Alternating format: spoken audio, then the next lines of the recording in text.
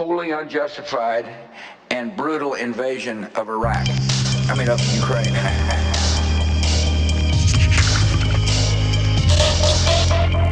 Wars have been fought over oil. In a short matter of time, they will be fought over war.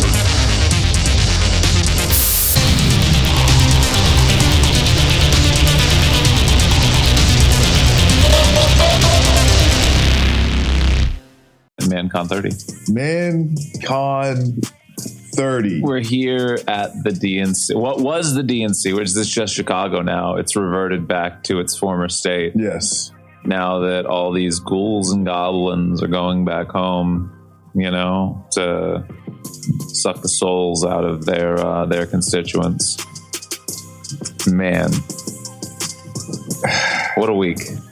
Yeah. And this is where I've never been. And where we didn't go inside. No.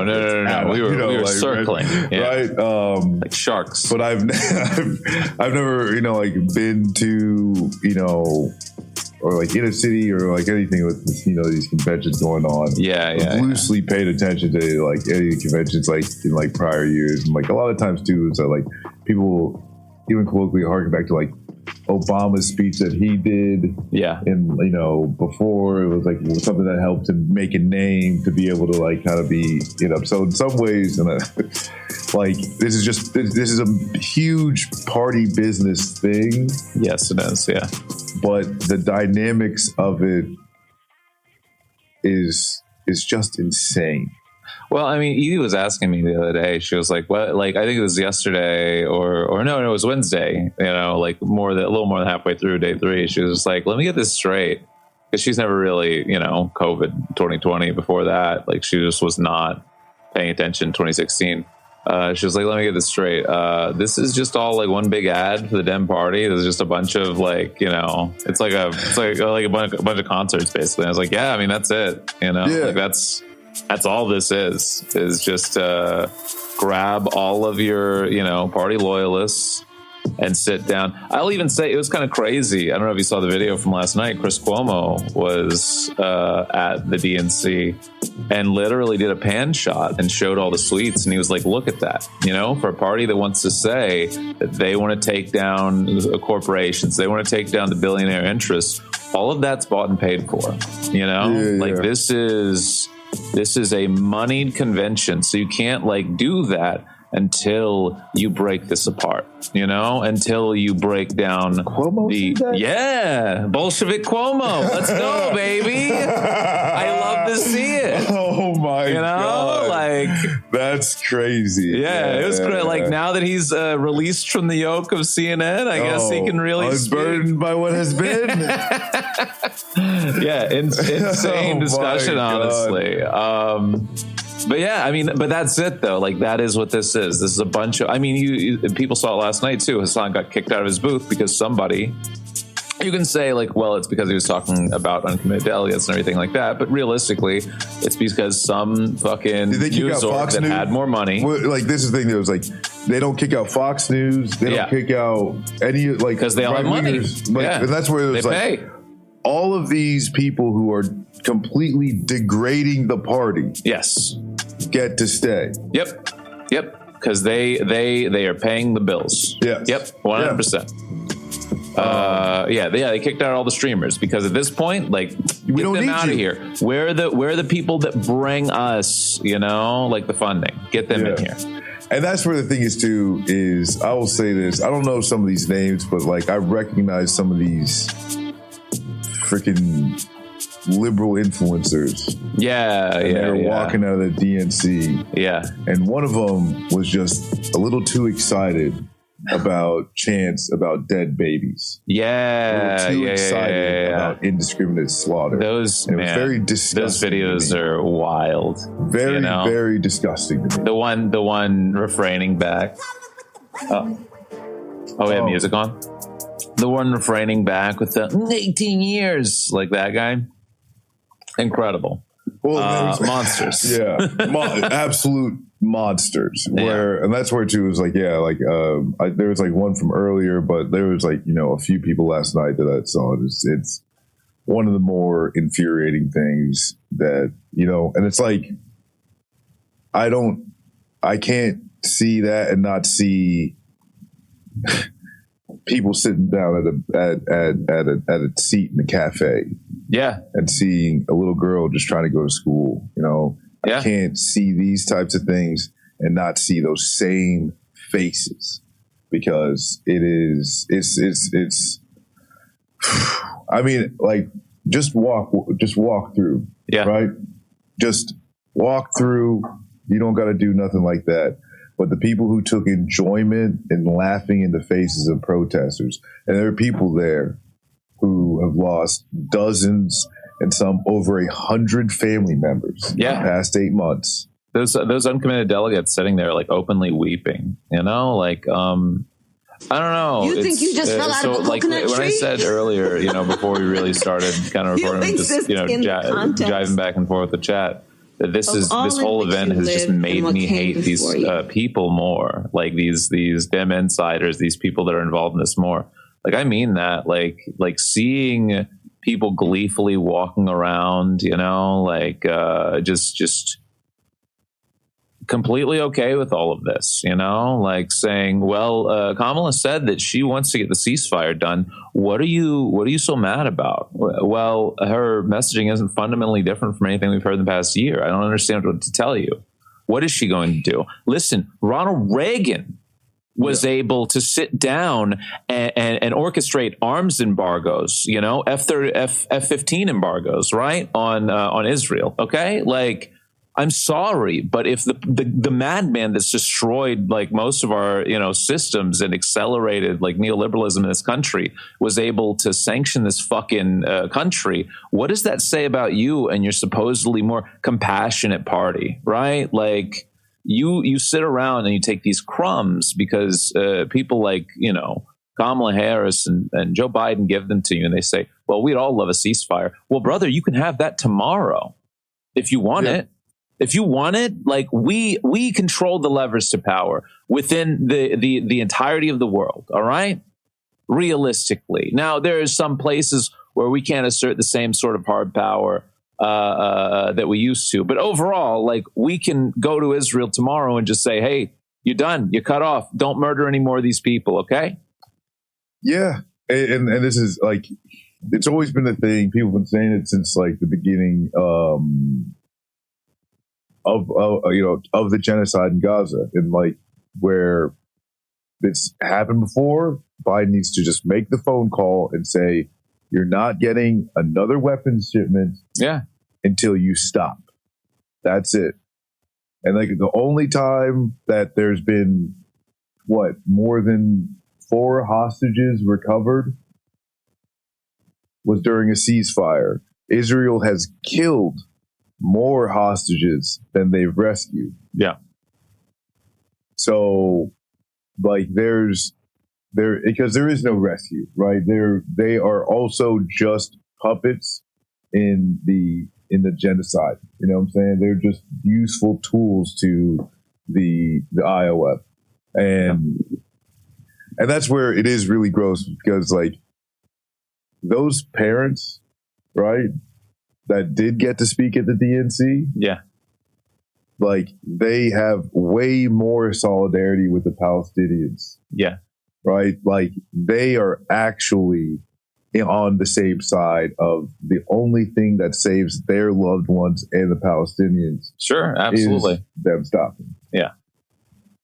But again, like, even then, like, I don't know. I think about that speech, and I think about, like, the optics that the Democrats are going for, right? Because, I mean, Kamala even says it, right? Like, we're going to get those hostages home. Like, that's it. That's the only thing that they are really beholden to. That's the only people that they could deign to have on stage is, the families of, Israeli hostages.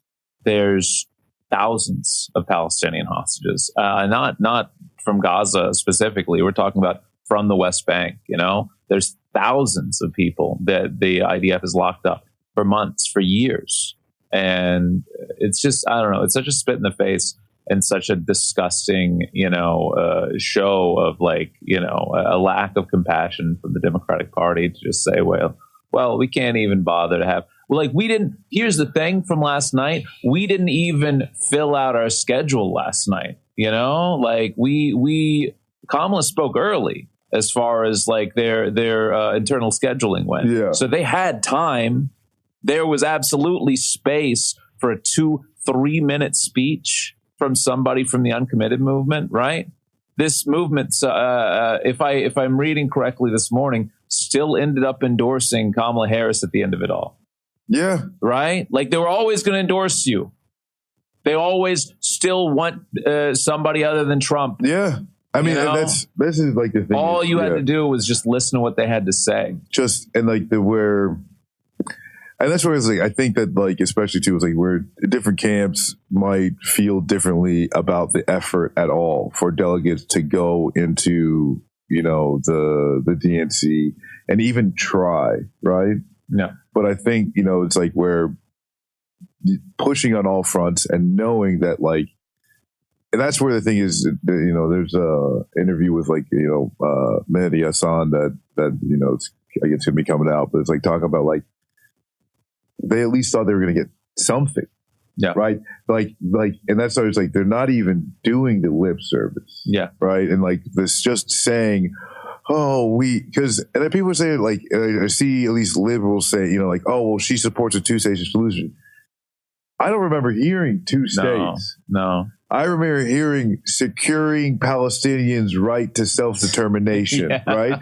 And whatever that means. You know? that is not a state. Yeah. Right? Yeah. So in some cases, the same rhetoric, maybe Joe Biden was just accidentally saying 2 states when he said it, you know? Yeah. But at the end of the day, there's where, you know, this is a radicalizing moment, you know, again, right? For the people who aren't there, for the people who think, well, no, Kamala's going to listen, right? And there's going to be some type of movement. You see exactly who they are.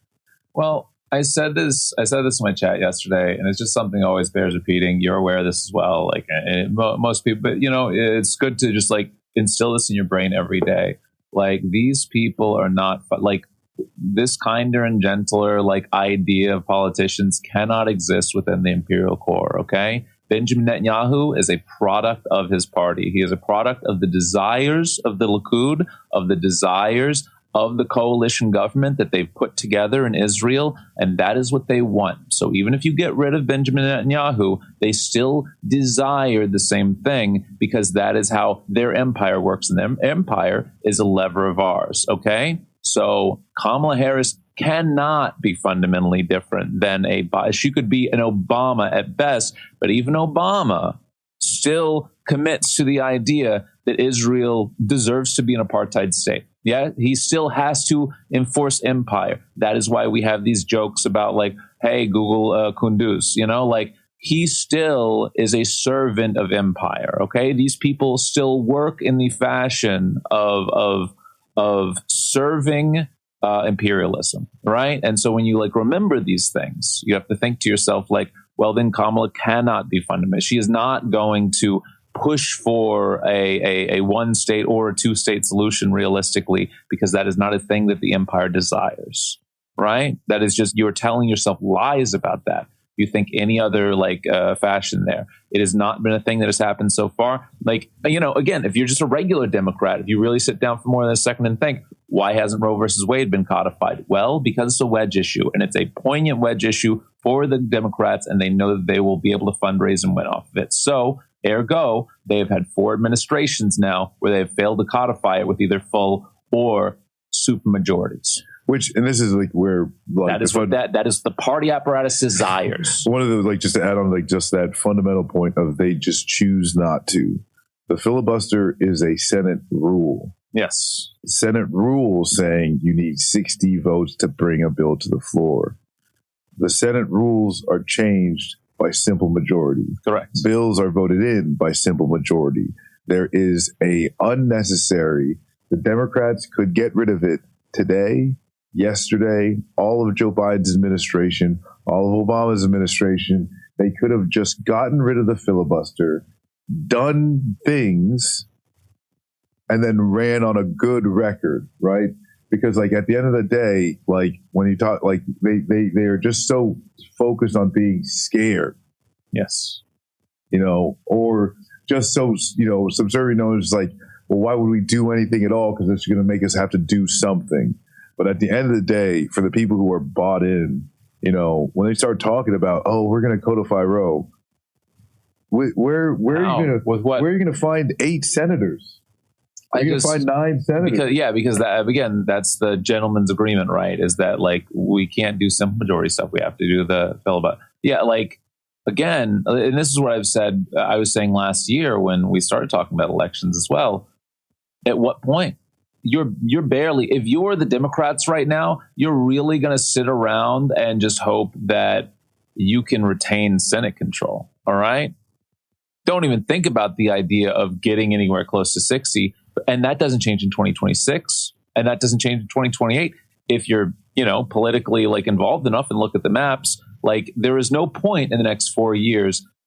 If the Democrats, continue to follow rules, there's no point for them to ever actually codify Roe. So I even say it because it is, again, very important fundraising. Obama said this in 2008. We're going to codify Roe versus Wade. Then 2 weeks into his presidency, after he was, inaugurated, sworn in, he said, well, it's actually not my top priority right now, but we'll get to it eventually. Then supermajority's gone, doesn't matter. Okay? Like these are poignant things for them to tell to the American public in hopes that they will, they will come around and listen. And just like I said with, and this is all looping back, obviously, a little bit of a tangent, but this is all looping back to the discussion of the Palestinian people. So when they tell you, well, we want to work towards a ceasefire, we want these things, do you? Because realistically, it's because I've looked at the history of Palestine and what we have been committed to and what we have allowed Israel to continue to do these people. I don't think you are. All right. And even if there is some sort of a ceasefire, what are you going to do for these people? Are you going to go back and build homes for them? Are you going to bring back their family members? I mean, that's where Lindsey Graham says the part out loud.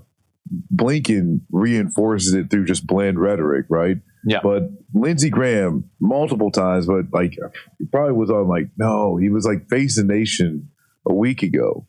No. And he openly states, he says, Joe Biden, in the final months of your presidency, I will help you get a ceasefire so that Saudi Arabia can take control over Gaza. Yes. And in a way to solidify a peace deal and bring peace to the region, yes. Right?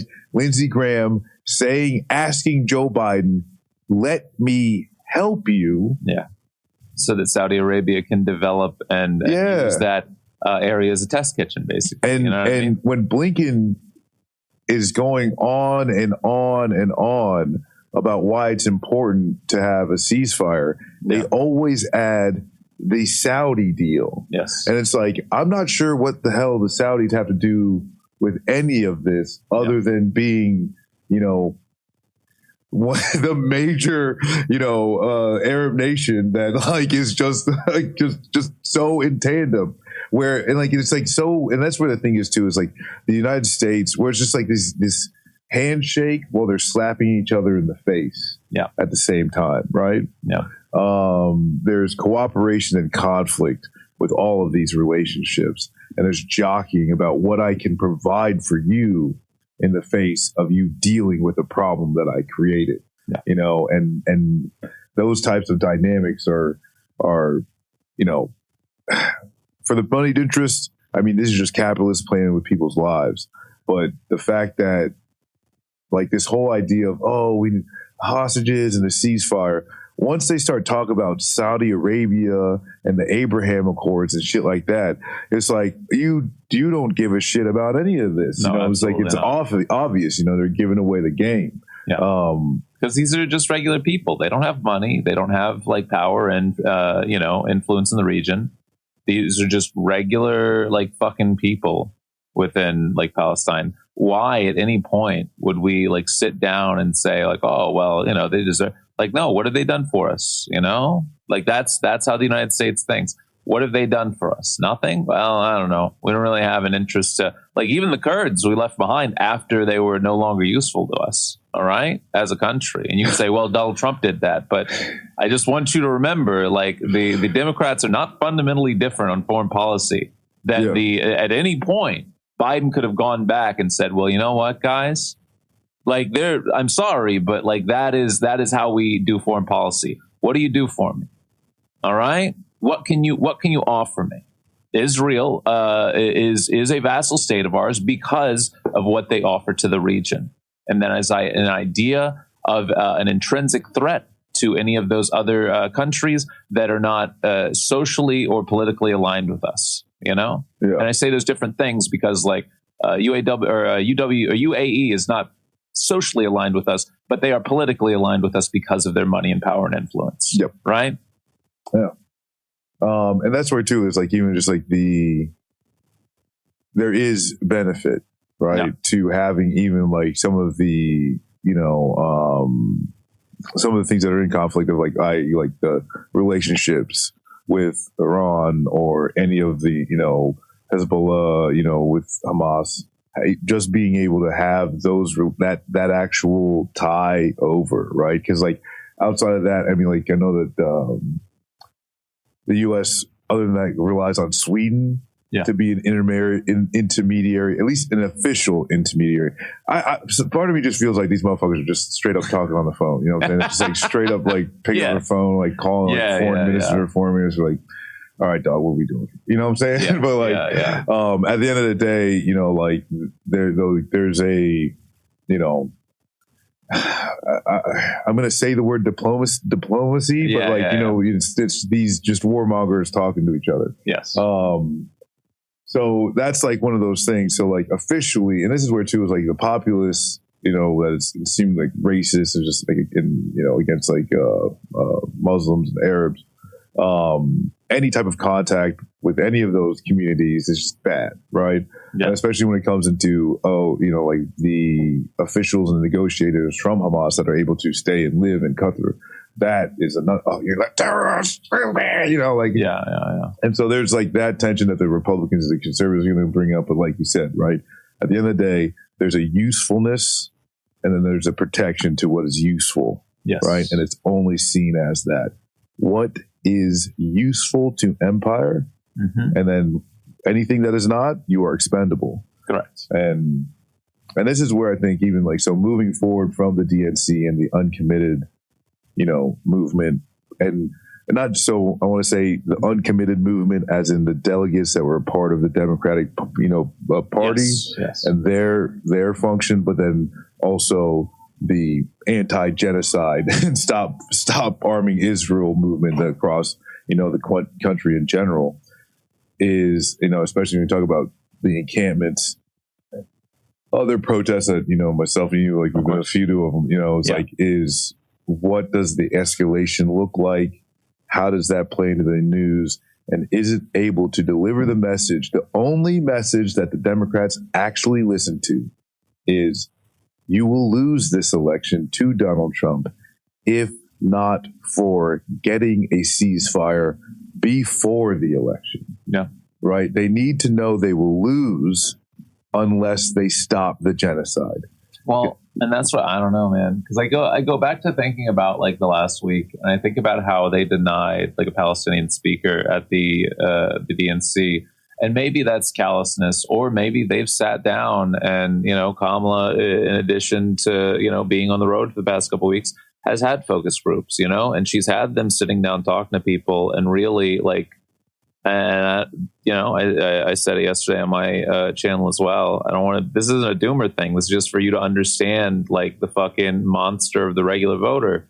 These people fundamentally do not care about like human life outside of their own. Like they just sat down and they've talked with enough Democrats, and they believe wholeheartedly that most people will listen to that speech from last night and they'll say, she recognized the humanity of the Palestinian people. Isn't that enough for you guys?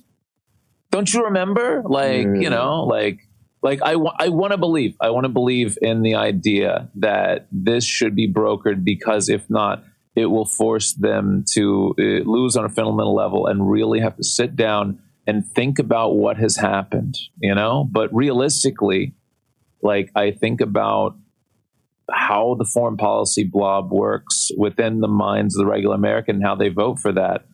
And if I'm looking at like past scenarios, it's really only when we're involved, and I think like Vietnam, Iraq, where people actually get disdain for it because it's someone that they're connected to, because they know a soldier, because they know a family whose son has been deployed. But like now, these are fucking formless, shapeless blobs in Palestine to Americans, right? So like they think to themselves like, oh, well, if Kamala says she's doing something, that's enough for me, because they haven't taken enough time to look into that too deeply. They don't need to. They've got, all these other things happening. They've, obviously there's racism that plays into that as well, right? Like you see all these libs with fucking, Ukrainian stickers and flags and shit like that.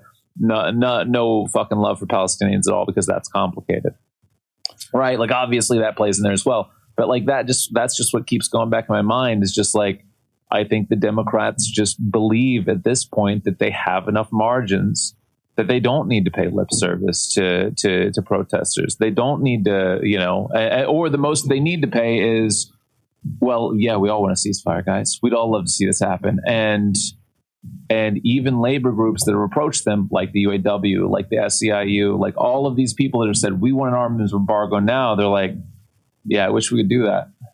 That'd be crazy. You're right. Yeah, no, that's where that's the whole point of like of the movement though, is to get, absolutely. and understand like the escalation of tactics and so and that's where school's coming back into session here pretty soon. Absolutely.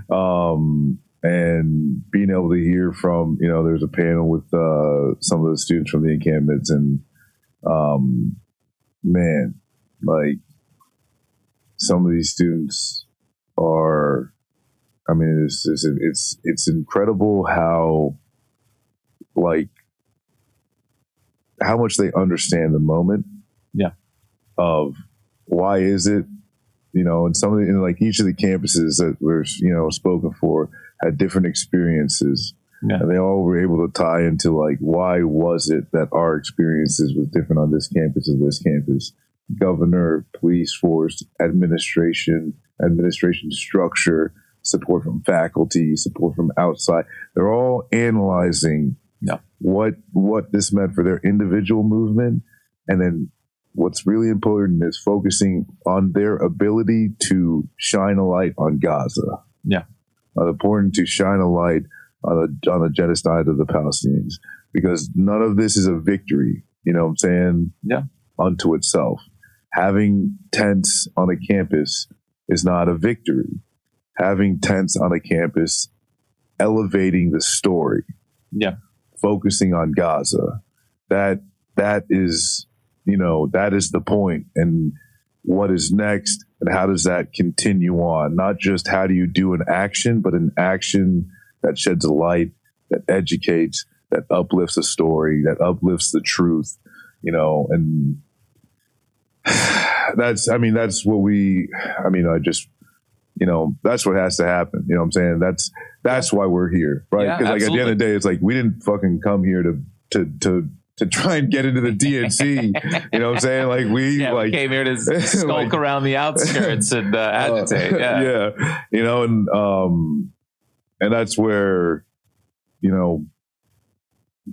just being involved, being engaged, being aware, making sure you're connected to some of these organizations, that are doing these things, because, if you care, if there's a genocide, there's only one way to get these things to stop, and they have to be fought for. They have to be pushed. I'll say on the positive side of things. So I went after the protest last night. I went to the brewery on my way to dinner. Sat down and got a beer, and this guy at this story is worthwhile, I promise. This guy at the bar was like, "Hey, let me recommend this beer," whatever. Very friendly guy. And after I got my beer, he was like, "Hey, did you come from the Union Park, from the protest?" And I was like, "Yeah, I did." He was like, "Oh, that's cool, man. I actually live like a block from there." And it's weird because like over the past 3 days, it's actually got people in my building talk, and people in my building don't talk about political stuff. They talk about sports games and shit like that. But it's actually got people in my building talking about this and talking about like why it's, why it feels wrong, and, like actually having conversations, about genocide. And that's kind of crazy. And I was like, well, then that's it. Like, that's the plan. Yeah. Like I'm glad that it is forcing some sort of conversation amongst you and your otherwise like non-political friends, and you're not wrong. Like, I think that's it. Like, I think you're exactly right. Like, these things are meant to evince some sort of reaction out of people that would otherwise not be engaged. Right. And I hope that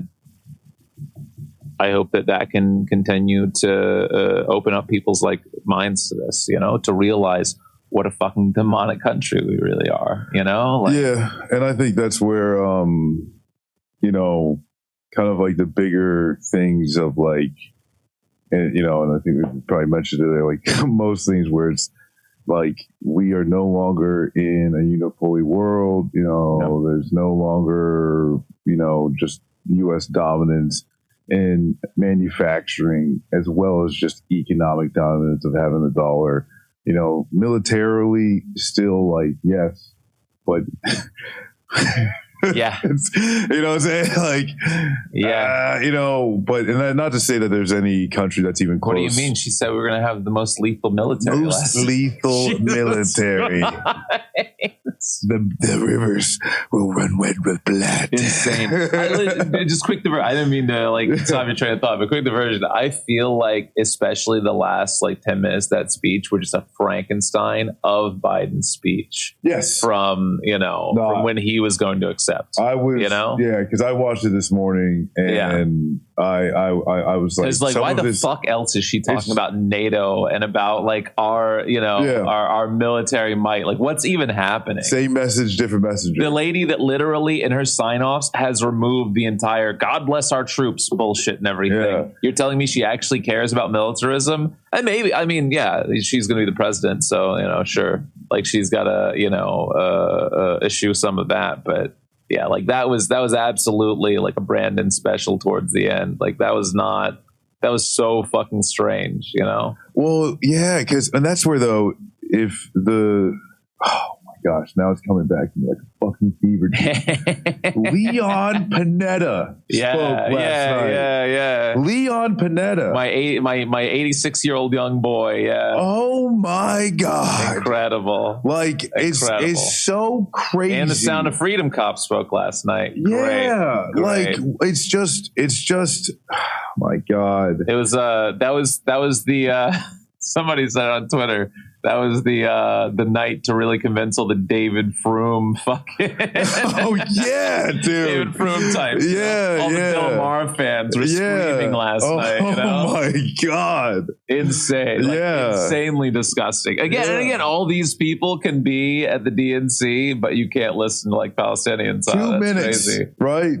For 2 minutes on a pre-approved speech, and this is where too is like there's a whole lot of critique of like, well, of course.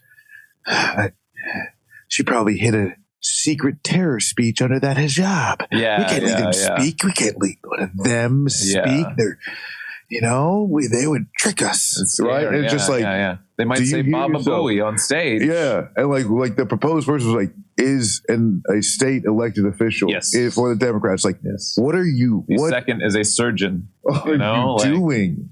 What are you actually doing? Picks, Yeah. Like it's so crazy. It's so crazy. But no, I mean with what was I talking about before you two? Yeah, no. sorry. Like I'm like remembering the last couple of days and what you've seen, I'm at least glad that the Republicans have just been completely unhinged this week. Like that's been, a little light in my eye. Oh yeah, maybe we do you want to break into that just a little bit, dabble about it? Because God, seeing Matt Walsh in disguise may be the highlight of my fucking week. What a weird I said this yesterday. I never in my life, I'm trying to think back because I paid attention to politics for a couple decades now, chat. And like I've never seen a Republican sneak in in disguise to the DNC. All right. And it wasn't just Matt Walsh. James O'Keefe did it too. All right. God. Two of these guys doing like undercover journalism.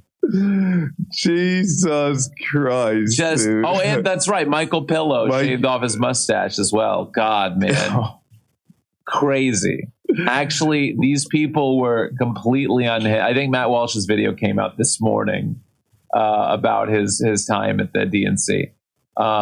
But yeah, like Republicans have been amazing. Like the most insane things I've ever seen on social media with regards to like Tim Walz's kid. Oh my God. You know? Which, I say this too. You know what I'm saying? Like there's, any type of like learning issues, it's whatever, right? Because like none of that fucking matters. It really doesn't. Like I saw the video and I was like, oh man, like that's kind of sweet. I had no idea. And it doesn't matter, right? Like, it's fine. You gotta, like kid's happy for his dad. Even Ben Shapiro was like, that's actually touching. Well, because like we're we were on we're on the left, so all of our audience had horrible upbringings and their parents were just terrible. They don't none of us they don't know what it's like. Okay, but some kids actually like their dad. Some and that's nice. And it's like it's just fine that he loves his dad. Could you imagine like a whole like damn venue, thousands and thousands of people cheering on your dad? That's sick. Hell yeah. My dad's fucking awesome, right? Yeah, that's sick. And it's like so crazy that you would just even like try and go after that. And not just go after that. Like I've so awful. You know what I'm saying? These motherfuckers are so terrible. I've seen so like the newest take I think on conservative Twitter as of this morning is just like, well, maybe he's crying because his dad's actually abusive in the background. And I was like, what the fuck is happening with you guys? If I don't look like this, if I don't sell this authentic happiness, Daddy's going to beat the hell out of me with the horsewhip again. Yeah, sure. Okay. Yeah, that's what happened. I mean, like, it's so crazy. You know what I'm saying? Because, like, that's where, too, is just like, it's like they got called weird. And just absolutely like breaking down. You're like, you think we've been weird before? Let me show you something. And then start charging up. I'm going to talk about Tim Walz's cum and how he can't make kids. All right, is that weird? I think so. I think it is. Are you sure? I'm gonna fucking dress up in a dipshit disguise,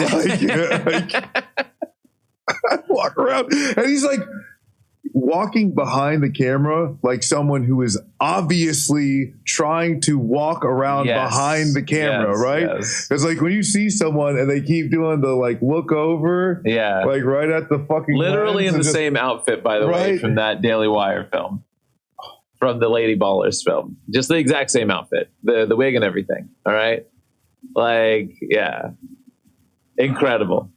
Just once in a generation bad talent, all these guys are just like the worst failed theater kids you've ever seen in your life. It's so pathetic. It's so fucking pathetic.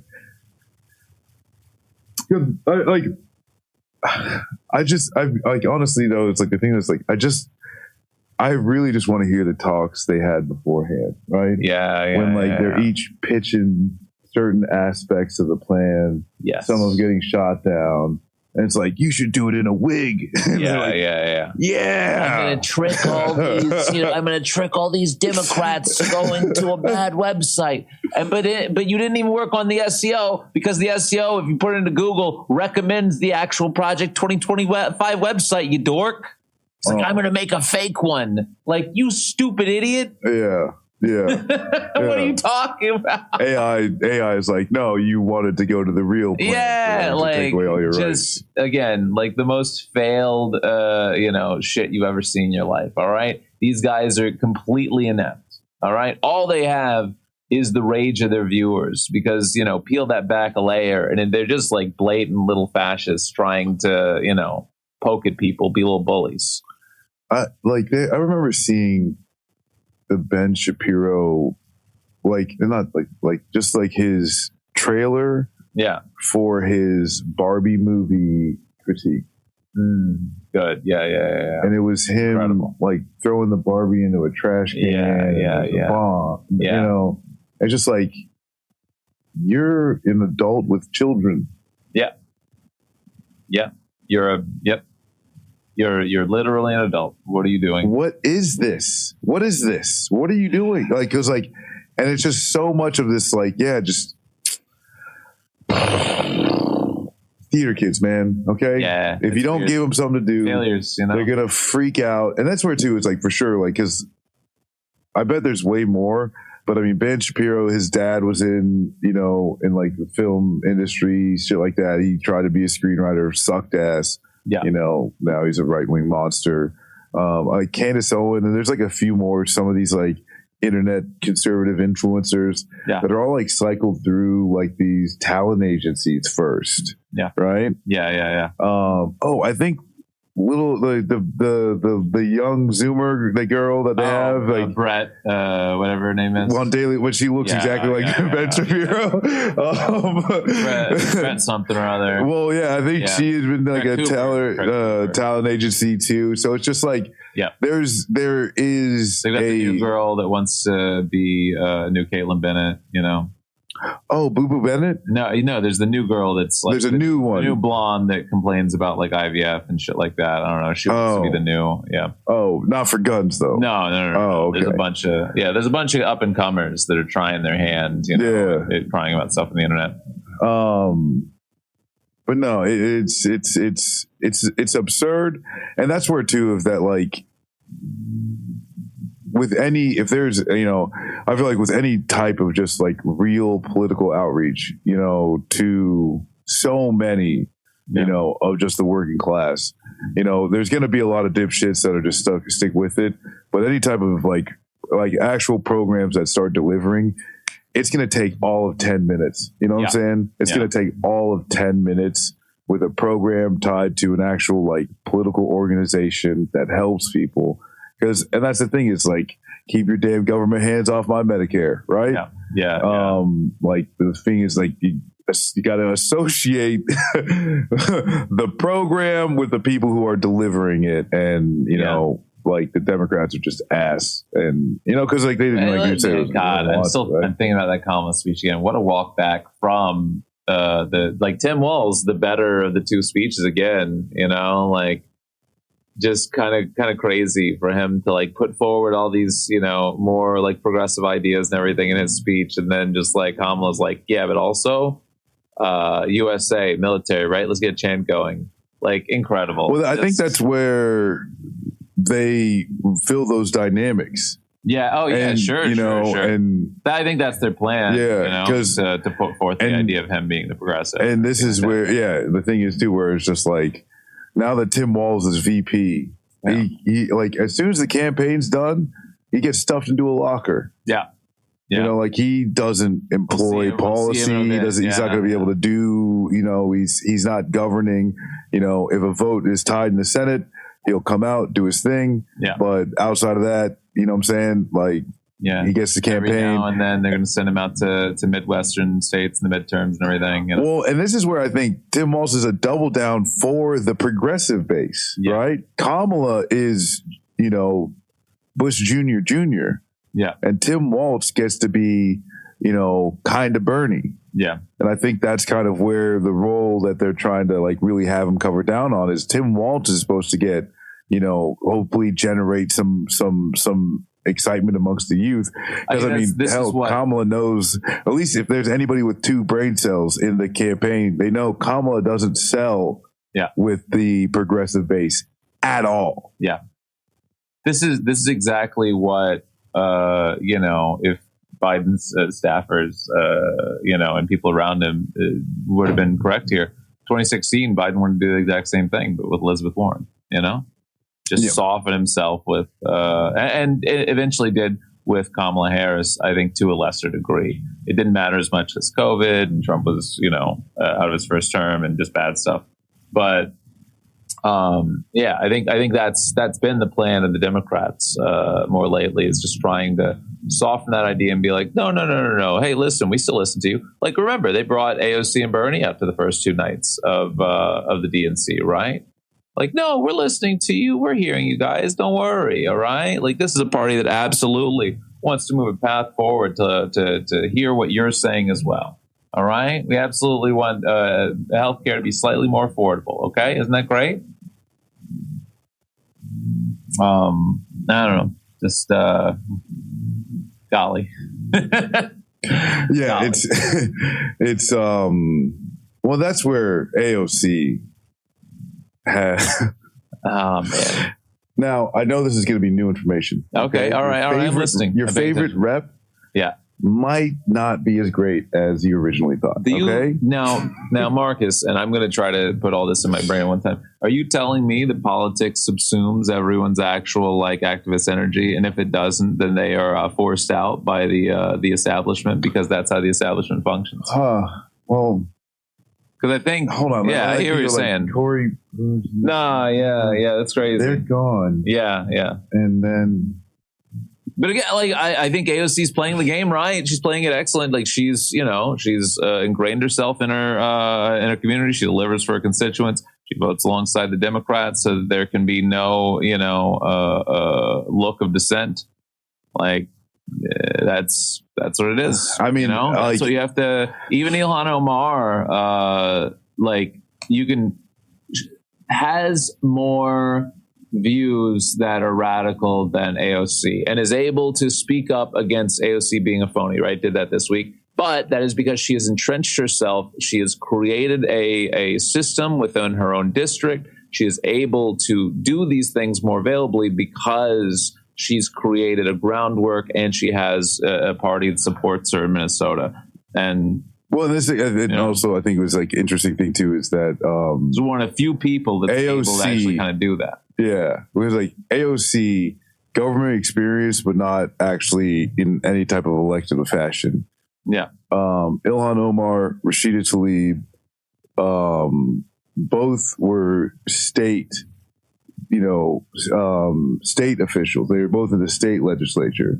And this is where like some of, that like that ingrained thing that you're talking about, like it comes from somewhere, because while Cori Bush and Jamal Bowman had communal ties, it wasn't enough, to actually like make sure that it could defend against other politics coming in, They did not have an established enough, they did not have an established enough funding structure, basically, right? Also, Jamal Bowman's district got cut into fucking pieces, right? True, Cori Bush just did not. Justice Democrats are gone, all right? I'm sorry, Uncle Cenk is not funding progressive causes anymore. I know everybody's very. Well, he's going to be president when I vote for him. That's right, exactly. Let's go. But you don't have these bigger structures, right? And that is what you need in politics. So if anybody's like, oh, well, third parties. I'm sorry, I don't want to burst your bubble, but like, unless you have some billionaire that just wants to freewheel and give you like hundreds of millions of dollars so you can start building up third parties, that's just a fever dream. Okay, that doesn't work. And similarly, for Democrats, it is not enough to just be progressive and to be an activist and be involved in your community. You also got to have money. All right, and Cori Bush was unable to go up against the money that was put into her district. She just was unable to do that.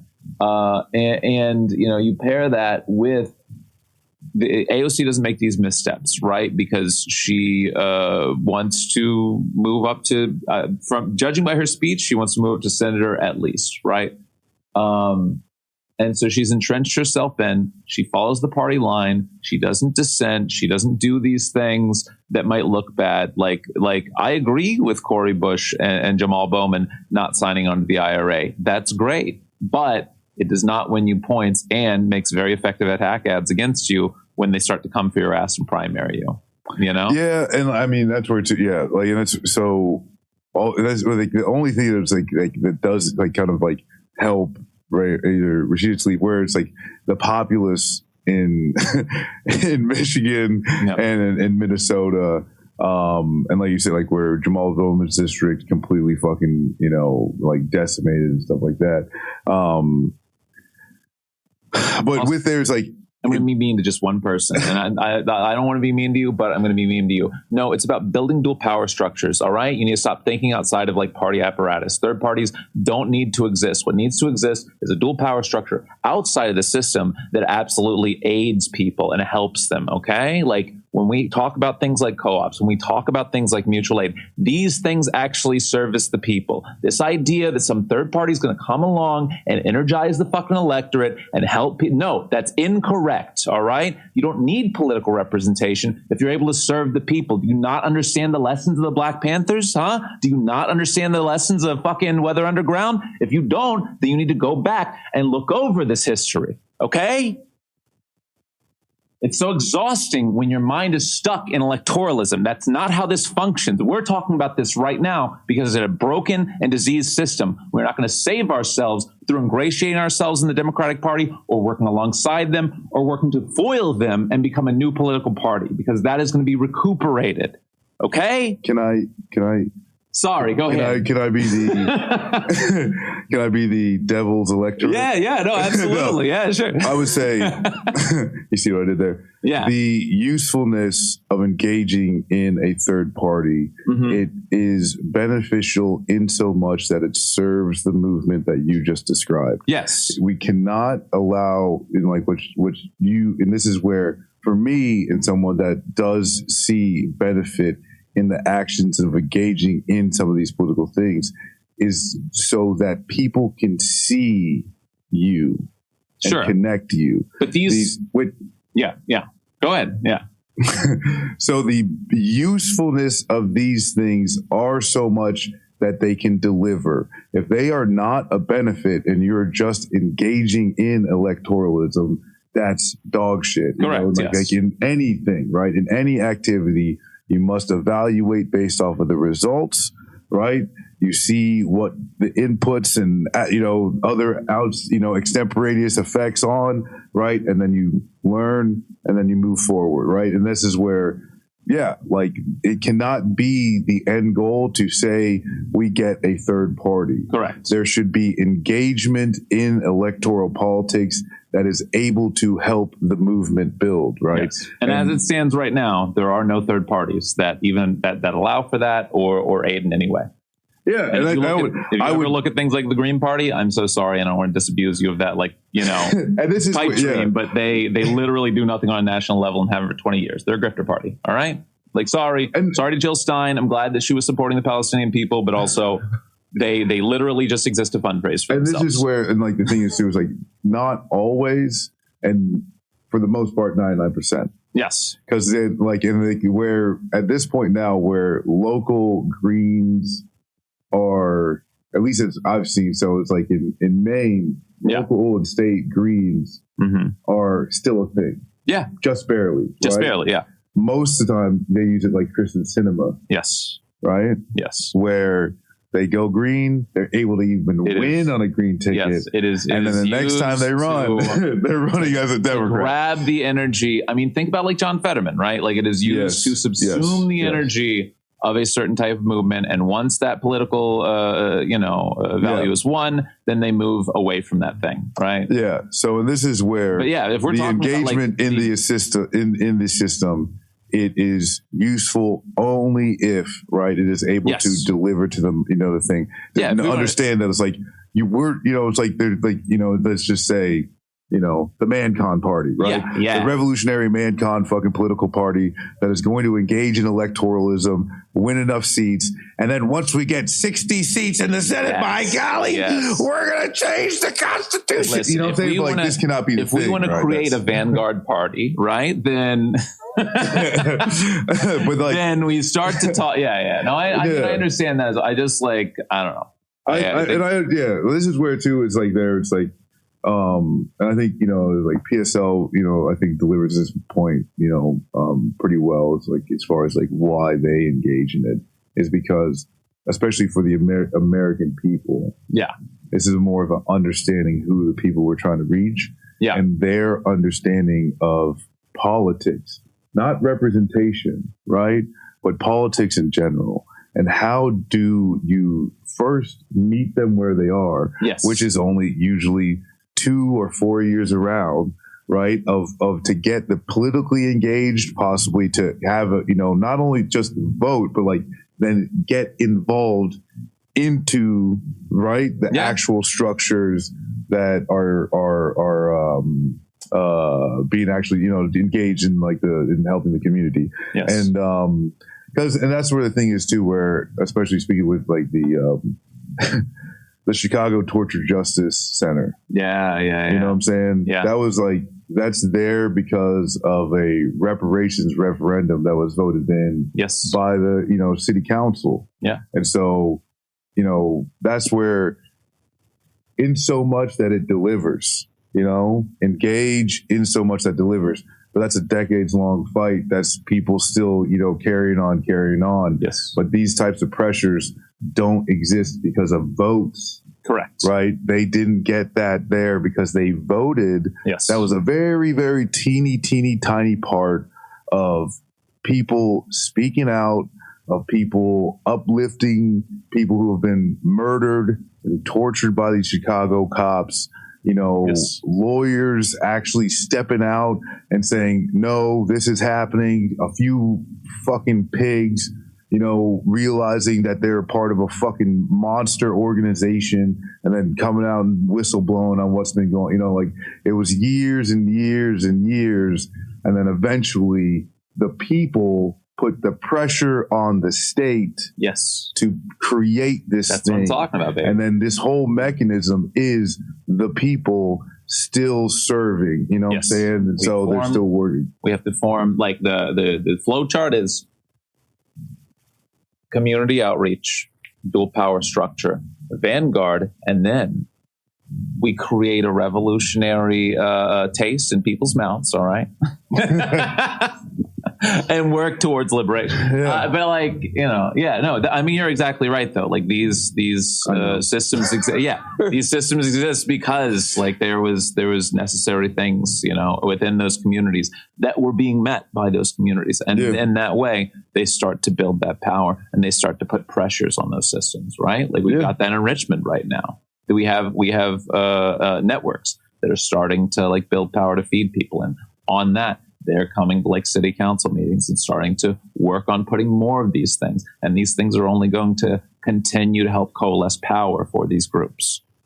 Because, I mean, that's where it's just, it's, I mean, damn, especially after seeing some of these ghouls around here, for the past like 4 days. God, man. It is kind of difficult to see any type of like light at the end of the tunnel. Yeah. But like, that's where, like you need to have like revolutionary optimism is being optimistic in the face of it's like, and not even us, what I'm saying? We're sitting here in a hotel room pampered right now. Yeah. Like that, like, the people in Gaza that are still, that will never stop fighting. Never. The Cuban people will never stop fighting. Yeah. You know what I'm saying? Like, and this is what, Haitian people. That's why next Mancon, live from Cuba. We're moving, folks. Hey. we're working on it, all right? Yeah. Some Mayday hopefully coming to Havana, that's the thing is, it's kind of this two things of like where we're going, the United States Constitution is irrelevant. Yes. Right? This is where we're going. We don't need roads. Yeah. I mean, and that's where too is like a constitution, a form of government, great. But the one as it exists now, this cannot continue. And the only thing is it's not a light switch.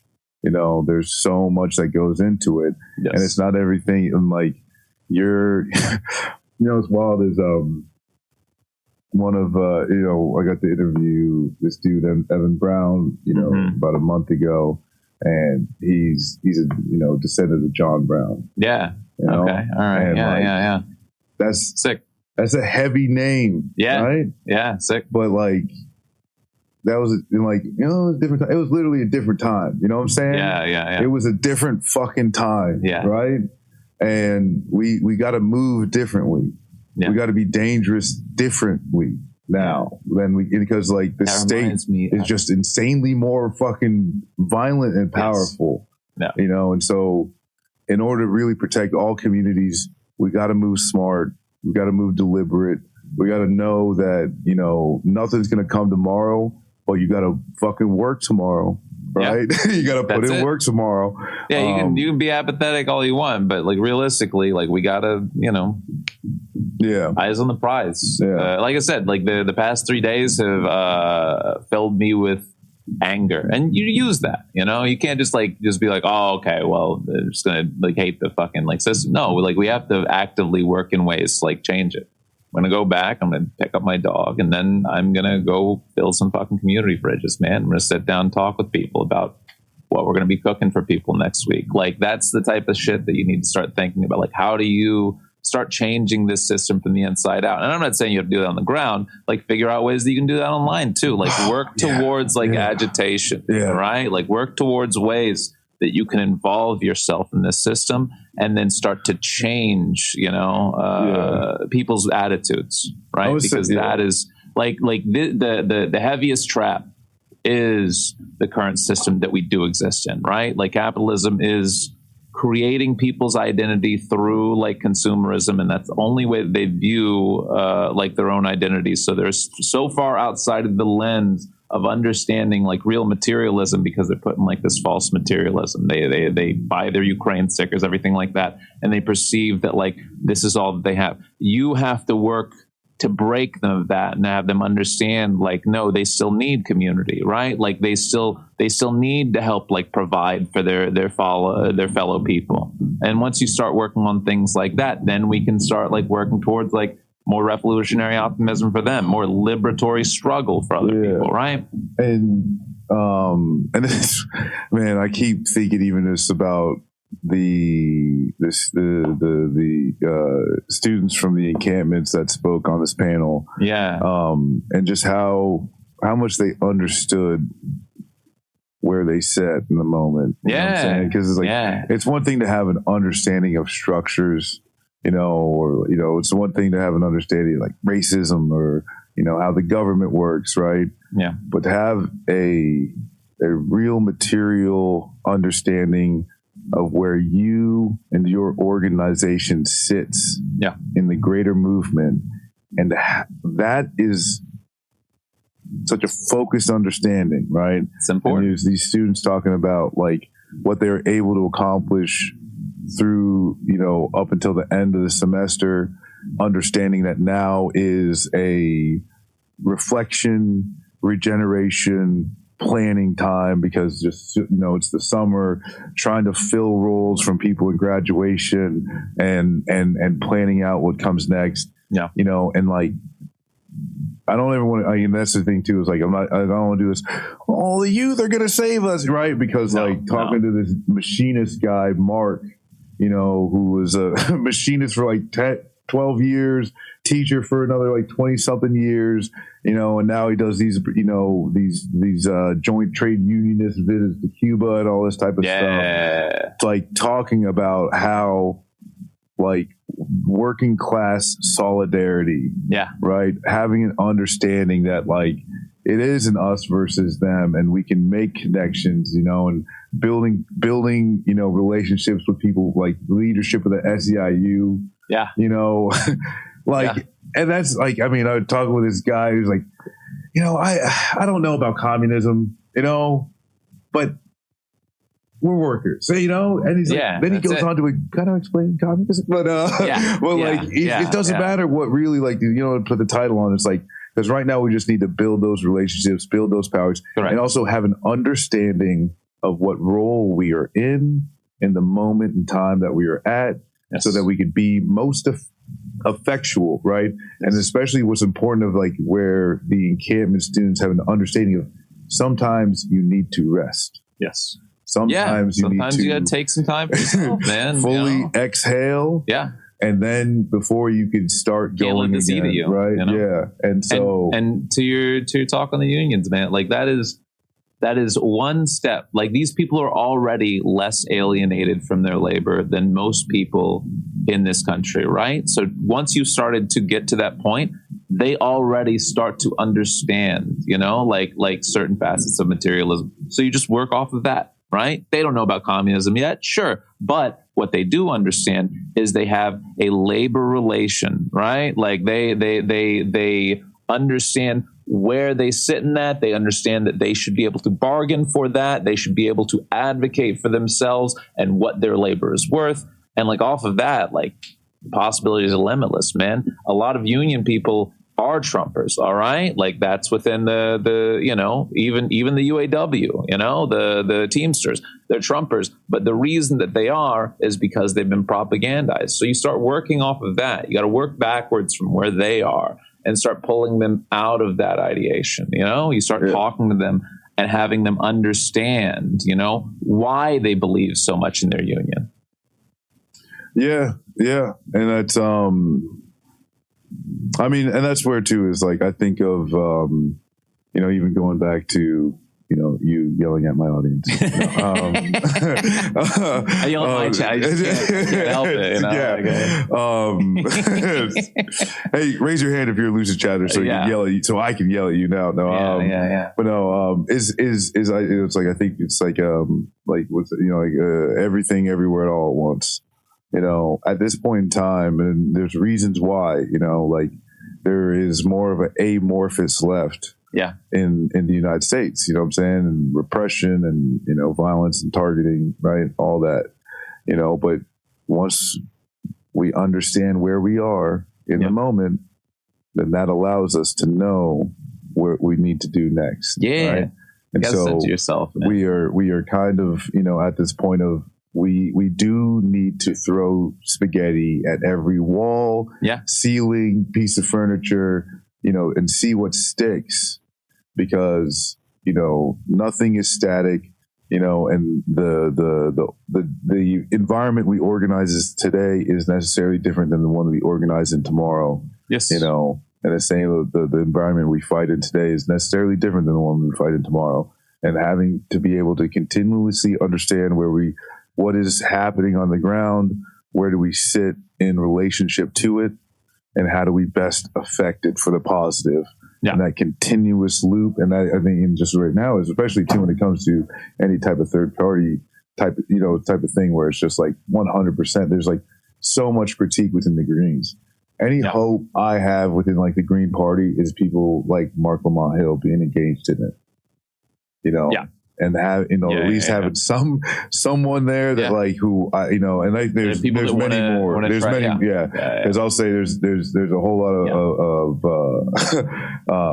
of people who I consider elders that preach a lot of good knowledge that like are engaged in it because more of beforehand, you know what I'm saying? Sure. There was that ability for it to be tied to this greater thing and be able to just be used as a tool to chip away, right? And I do see the viability of that. I know that there's a viability in that. Again, I know that in multiple states too, depending on the things in apparatus. multiple buckets, you know. Like if you also want to like start working towards, you know, that electoral goal, absolutely, you know. And if you find like holes that you can find, like goes back to run for your local dog catcher, man. Like run for your local, you know, like and find ways that you can punch holes in the system. If you can, sure, and absolutely. And that's because like that's the thing is that when it comes to these 50 states and multiple territories, there are just bureaucratic vulnerabilities. Yes, they exist.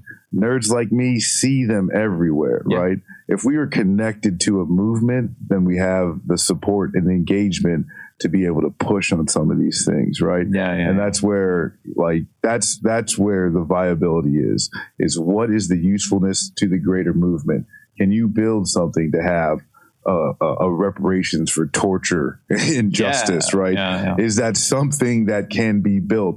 And while it won't be enough. It's never going to be enough, right? But I mean, literally, that the work that is doing It's pulling soldiers out of prison to fight in the movement, right? It's bringing people who don't need to be convinced. They're ready to go today. Yeah. And I'd say that's I'd say on a side note too, is like one of these disappointing things, like, but that's just what it is, right? There's so much of us that got burned and been scarred, been hurt. And for some reason, those are the people that still have to do the most work, right? Yeah. They're still ones that are doing the most work. So, and to wrap all that back around in a big circle. So don't be bummed out about the DNC this week, because it is like listen, it's a torturous endeavor, and these people, these are some of the biggest fucking demons that show up to this thing. Okay, like these are the money donors. These the people that have the most investment in stopping any sort of liberatory effort to really like help like people, not to pay lip service anymore, not to talk about programs that you'd like to bring back, even though you rip them away from them, like to talk about actual ways to help people.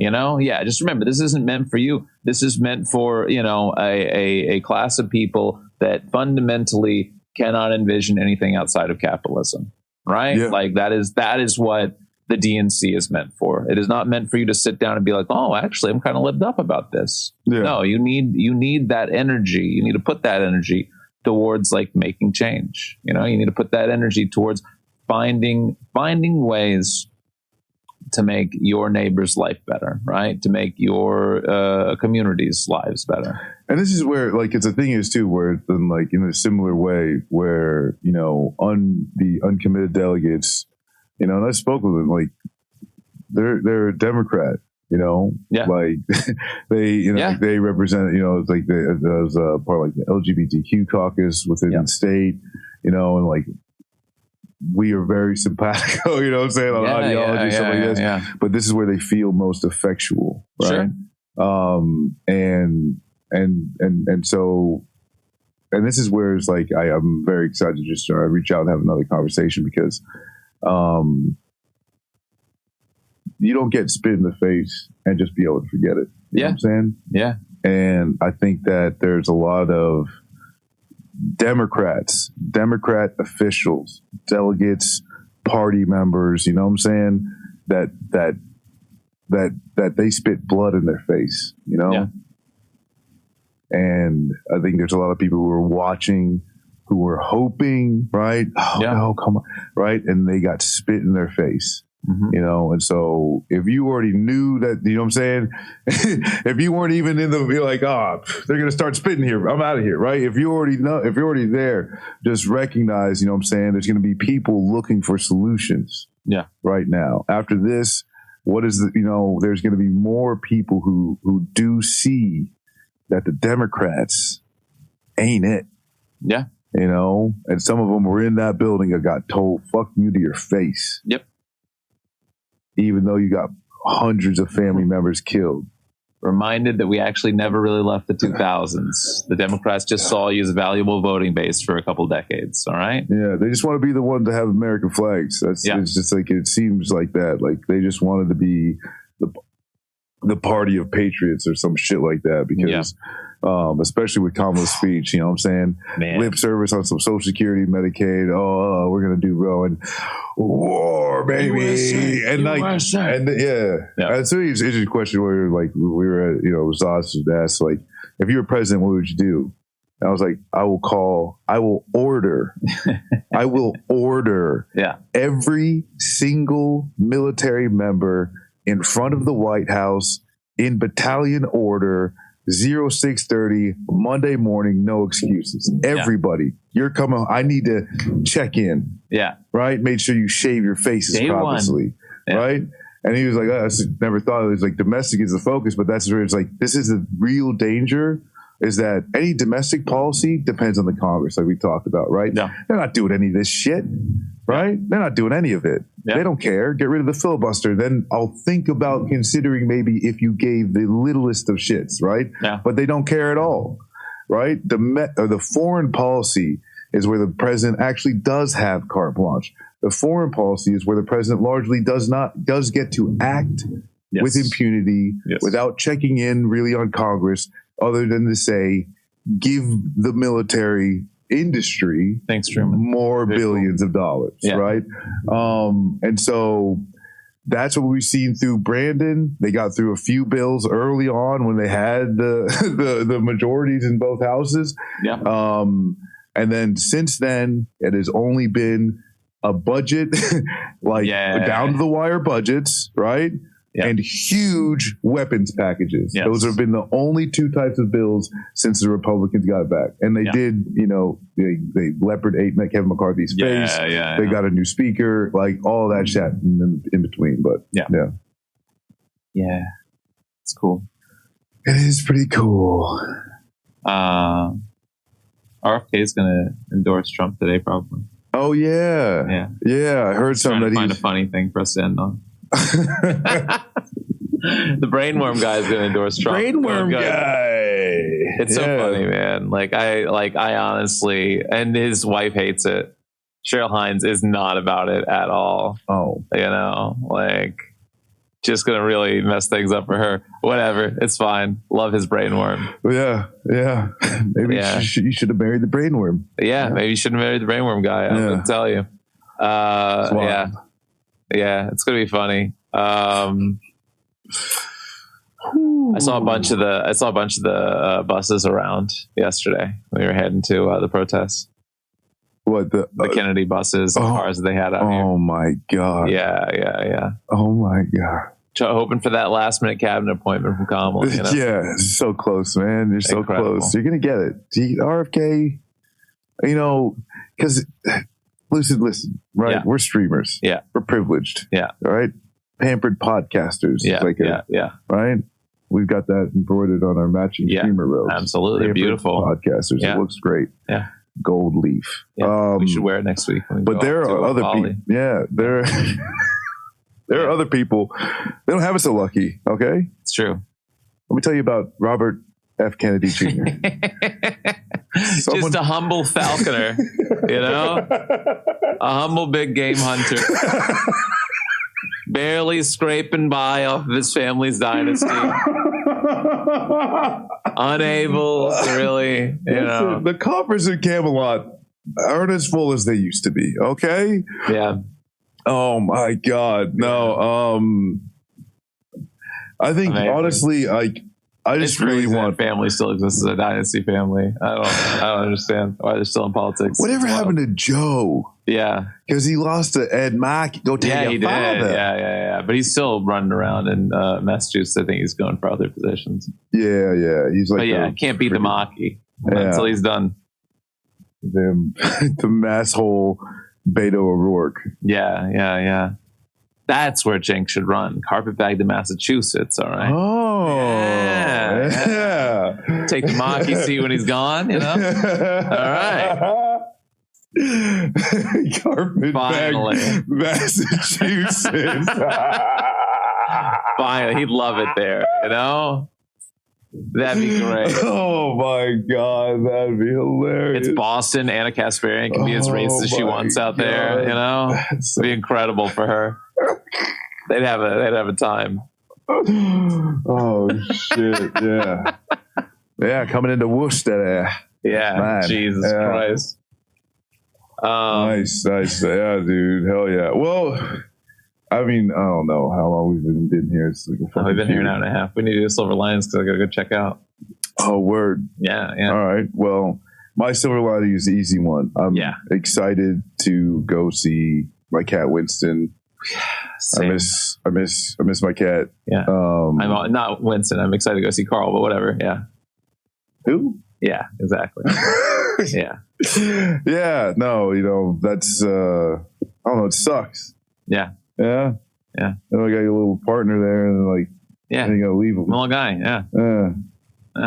Just want to see my little dog again. So, yeah. That's about it. But yeah, I'm excited to travel home with a pizza.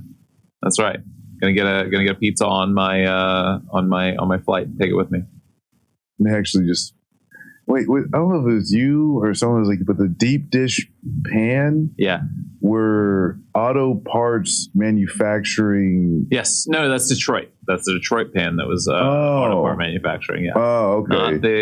Not the Chicago one. Chicago one. Yeah. Oh, it was Chicago one's just a pan. Just a pan. Yeah. Wow. Oh, wow. All right. It's great. I learned a little extra. I used to I was hoping there was a little bit of, remnants of, 100-year-old car manufacturing. Oh, that'd be great. Maybe if you get a Detroit pizza sometime. Yeah, I'll have to try it. They were, I think, drip pans is what they were. The drip pans. Yeah, a little drip pan. Sounds hot. Yeah. Anyways, Chicago pizza is delightful, Chad. I don't want to hear anything to the alternative.